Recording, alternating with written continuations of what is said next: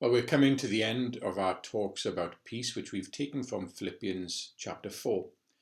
And it has taken us a little bit of time. But this is such an important subject, especially at a time like this, that I feel that it's worth pausing for a while to reflect on it. For some, admittedly, the loss and disruption being caused by COVID-19 might make the very idea of having peace seem more than a little odd, to put it mildly. But I hope that during the course of these talks that we've been able to show that the God of peace is with us, even when we're going through difficult experiences and experiencing difficult emotions. And let's not forget that the Apostle Paul wrote these words in Philippians chapter 4 when he was himself in a Roman prison facing the very real possibility of an unjust execution. Now just think about the emotions and the feelings that were running through his body and his mind at this moment, which he had to handle. And yet, in spite of all that, he is able to confidently point us to the peace that God brings. This is what he writes. Therefore, my brothers, whom I love and long for, my joy and crown, stand firm thus in the Lord, my beloved. I entreat Euodia, and I entreat Syntyche to agree in the Lord. Yes, I ask you also, true companion, help these women who have laboured side by side with me in the gospel, together with Clement and the rest of my fellow workers whose names are in the book of life. Rejoice in the Lord always. Again I will say, rejoice. Let your reasonableness be known to everyone. The Lord is at hand. Do not be anxious about anything, but in everything by prayer and supplication with thanksgiving, let your requests be made known to God. And the peace of God, which surpasses all understanding, will guard your hearts and your minds in Christ Jesus. Finally, brothers, whatever is true, whatever is honourable, whatever is just, whatever is pure, whatever is lovely, whatever is commendable, if there is any excellence, if there is anything worthy of praise, think about these things. What you have learned and received and heard and seen in me, practice these things, and the God of peace will be with you. And it's these last two verses that I want us to reflect on for a little bit right now. Finally, brothers, whatever is true, whatever is honourable, whatever is just, whatever is pure, whatever is lovely, whatever is commendable, if there is any excellence, if there is anything worthy of praise, think about these things. What you have learned and received and heard and seen in me, practice these things, and the God of peace will be with you. Now, in our last talk, we tried to figure out what Paul means when he urges us to think on those things that are true, honourable, just, pure, and so on. And we saw that what he has in mind is a kind of thinking that blossoms into a well-lived life. For him, of course, what this means is having Jesus and the life that he lived as the framework for what we think about and how we think about those things we think about. But it's not as simple as all that. I guess nothing ever really is. If you're anything like me, you will have heard many sermons and read many books that moved you to resolve to change your life and how you think. But despite making a pretty good start, eventually you fall back into how things used to be, how you used to live, how you used to think before. And again, if you're anything like me, this will have happened many, many times. Something seems to be missing. So what's going wrong? And how can we put it right? Well, the first thing I would encourage us to do, and this might come as a bit of a surprise, is to ask the question, is this change really needed? Could it be that you're being simply too harsh on yourself and being harsh on yourself in an unhelpful way? You see, we all carry around with us a voice in our heads that tells us, and that is constantly telling us, that we're rubbish, that we're failures, that we should try harder, and so on and on and on.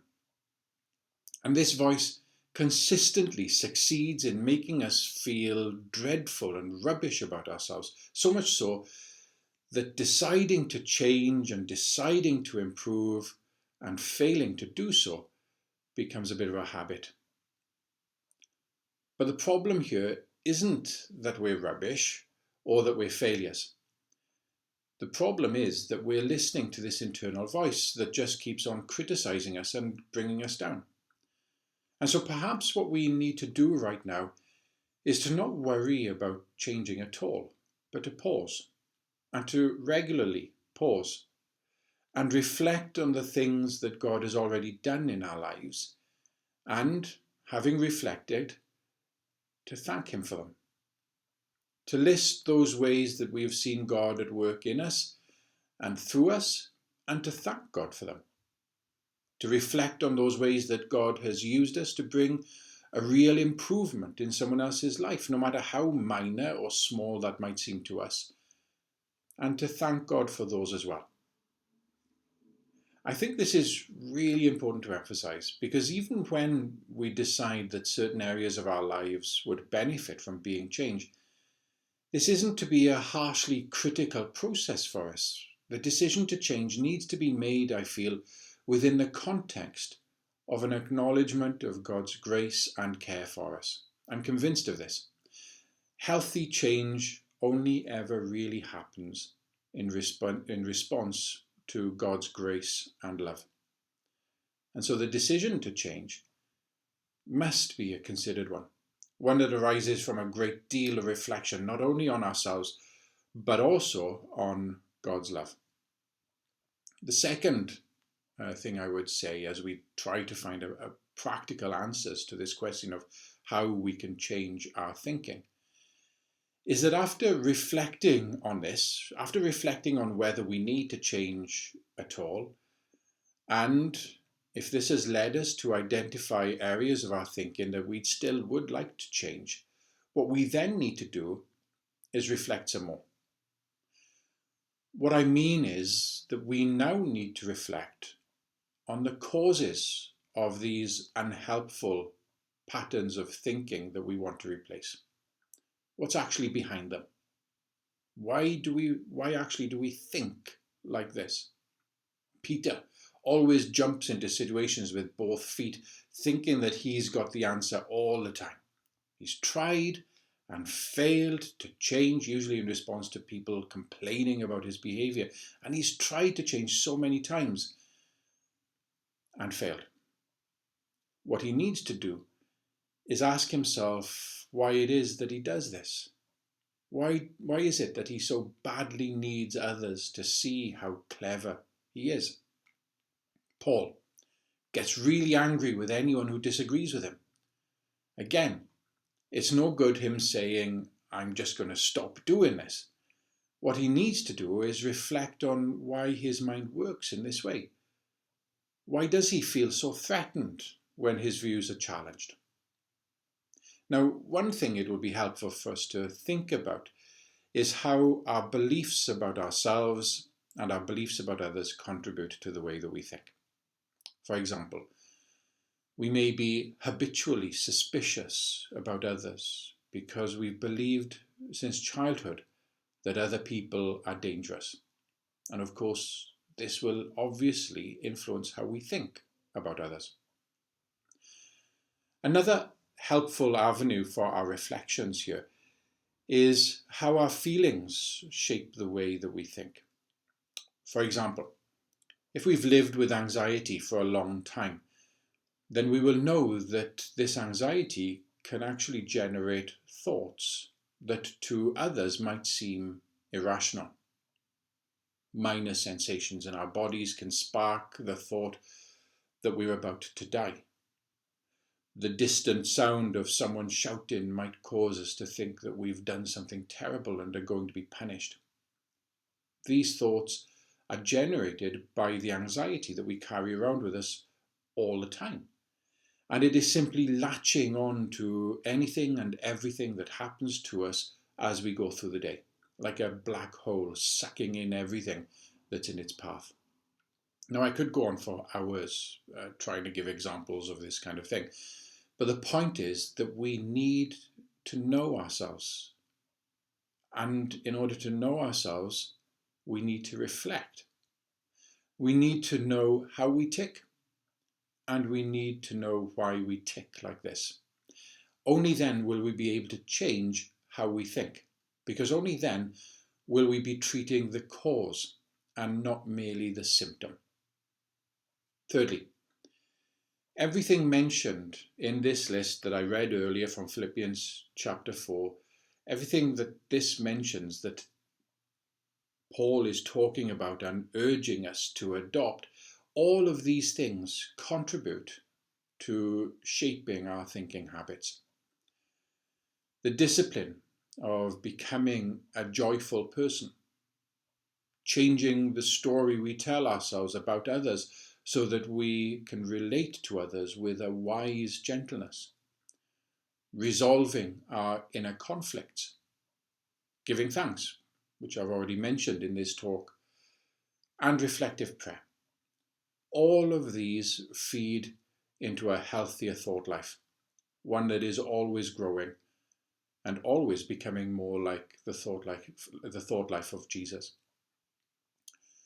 Finally, we need the help of others.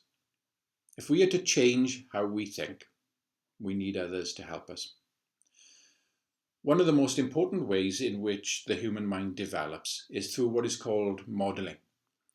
And this is what Paul is drawing his readers' attention to here when he says in verse 9, what you've learned and received and heard and seen in me, practice these things. Do what you've seen me do, he tells them. Copy my behavior in the way that I shape my own mind through all these things that I've been urging you to do. This is basically what Paul is writing here.